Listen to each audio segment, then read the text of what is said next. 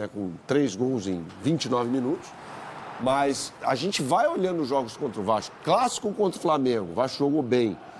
Contra o Vitória, um jogo com arbitragem ruim também e tal, mas foi uma boa partida do Vasco. Agora, contra o Fluminense, contra o Bahia, o Vasco já tinha jogado bem. Você tem algumas partidas boas aí do time. Eu acho que não é exagero em dizer que o Vasco talvez seja o melhor time do segundo turno do Campeonato Brasileiro. É um dos. A campanha é muito boa, uma das 3 melhores, né?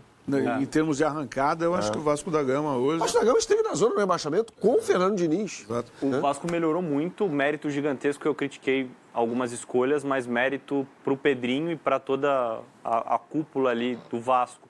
Fez uma ótima janela de meio de ano, o Berna já passou por várias contratações do Vasco. Para mim foram boas, Robert Renan, Cuesta, já está há mais tempo, mas o Nuno Moreira tem jogado muito bem, o Andrés Gomes também chegou recentemente. Isso, mais o Coutinho, que é o camisa 10 desse time, o cara que dita o ritmo do jogo do Vasco. Mais a volta do Cauã Barros, que estava emprestado ao América Mineiro, e o Vasco trouxe de volta. Isso fez uma engrenagem mais sólida. O Vasco hoje é mais time. Mas para mim, durante 50, 60 minutos, o Fluminense conseguiu dominar a partida. Com 3 minutos, o Cano tem uma chance claríssima numa bola roubada justamente pelo jogador do Fluminense. Uma bola perdida pelo Cauã Barros. O Cano poderia ter aberto o placar.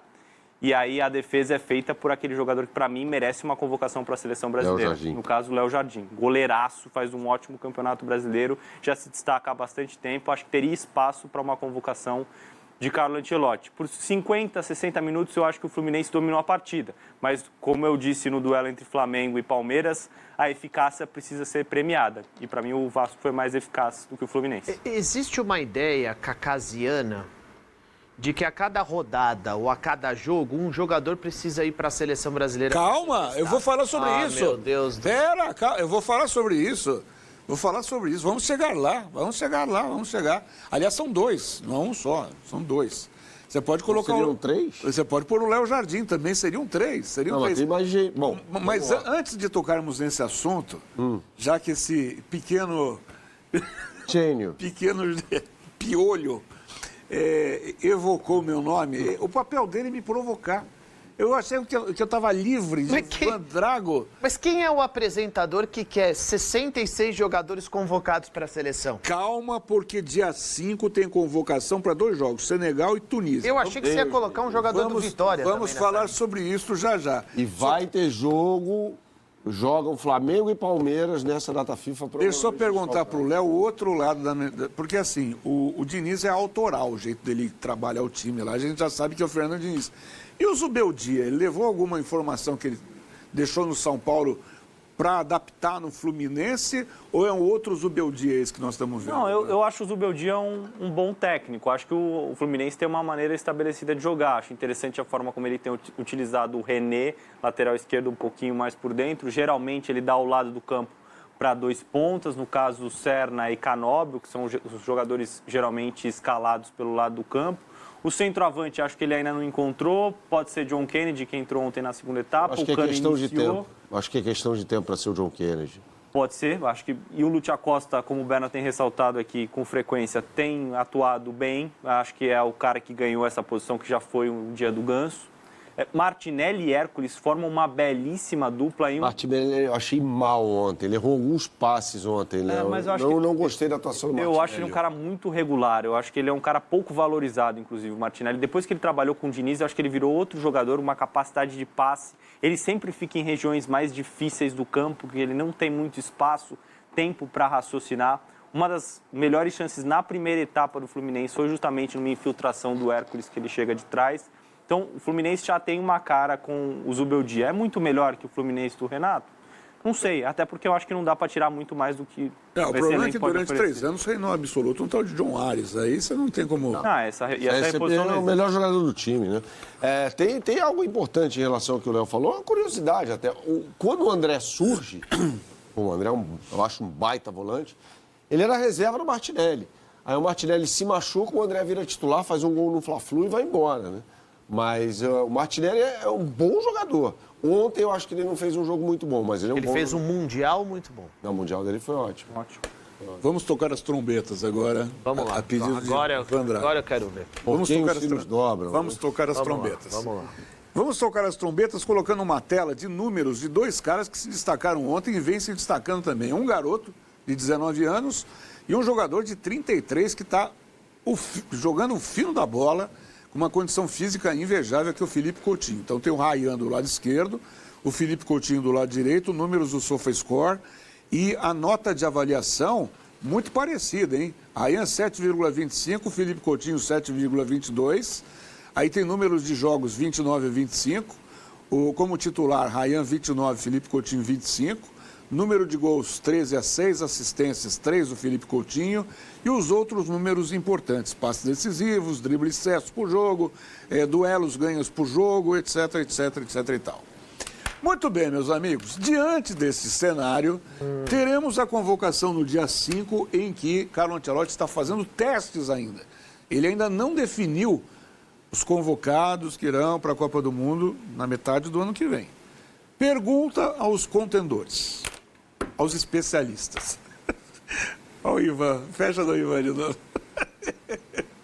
Os dois, ou pelo menos um dos dois, mereceria um teste na seleção do Ancelotti? Acho que nenhum dos dois será convocado. Acho que o Rayan é um jogador com potencial. Tem jogador parecido com o Felipe Coutinho hoje no nosso futebol? Mas eu não consigo enxergar na maneira como o Ancelotti está montando a seleção brasileira o Felipe Coutinho, sinceramente. Acho que o Paquetá é um jogador diferente em relação ao Coutinho.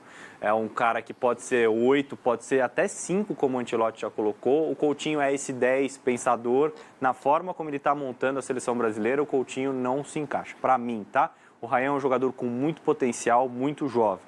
Consegue participar do processo de construção, tem um bom passe, arranca, é forte, finaliza de fora da área, de dentro da área, tem boa impulsão, sabe cabecear, completíssimo. Acho que se ele aprimorar um pouquinho mais, com um pouquinho de experiência, pode pleitear uma vaga na seleção brasileira. No momento em que estamos, acho que o Carlo Ancelotti precisa ser mais assertivo e nos jogadores certos. Para você, nenhum dos dois merece ser testado? Não testaria nenhum dos dois, tá, neste momento. O goleiro, sim. O Léo Jardim, Léo Jardim, sim. Poderia ser o terceiro goleiro. Sim. Talvez. Ou segundo, depende. Mas terceiro goleiro, vai.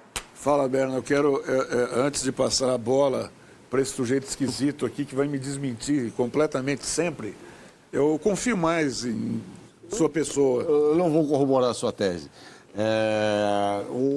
Veja, o Coutinho, para mim, não é nenhum dos destaques. Se a gente pega é claro que tem colombiano, tem nesse pacote que eu vou falar aqui, mas o Coutinho talvez, olha, em termos de destaque do Vasco da Gama, destaques, né? O Coutinho talvez seja o 5º na fila. O Rayan está jogando mais que ele, o Nuno Moreira está jogando mais que ele. Não, mas ele não poderia ser um ritmista importante, já que se fala muito na questão do ritmista. Porque o Brasil, assim, como é que o Brasil vai jogar? É importante a gente, primeiro, então, vamos lá. Vamos colocar aqui o jeito de o Brasil jogar e depois a gente tenta idealizar algo que eu acho que não vai acontecer, mas vamos lá. O Brasil tem 2 possibilidades táticas, né? Jogar no que o Ancelotti chama de um 4-2-4, né? E aí não consigo ver o Coutinho nesse sistema, não tem a menor chance. Ou jogar com um meio-campista atrás do centroavante, sei lá, no 4-2-3-1, né, Léo? Alguma coisa nessa linha. 4-3-3 ali também.